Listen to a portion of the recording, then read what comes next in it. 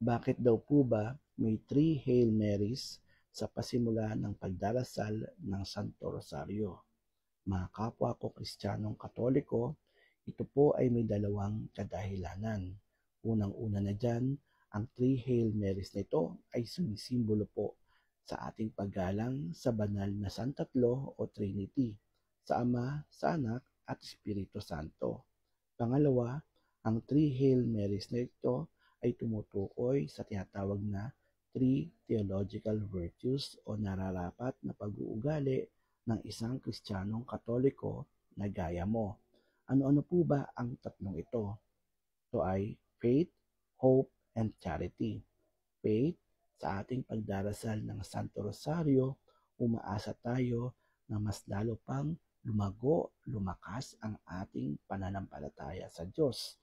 Hope, sa ating pagdarasal ng Santo Rosario, umaasa rin tayo na ang 15 pangako ng proteksyon at kaligtasang ibinigay ni Birheng Maria na nagmula sa ating Panginoon Kristo ay ating matatanggap.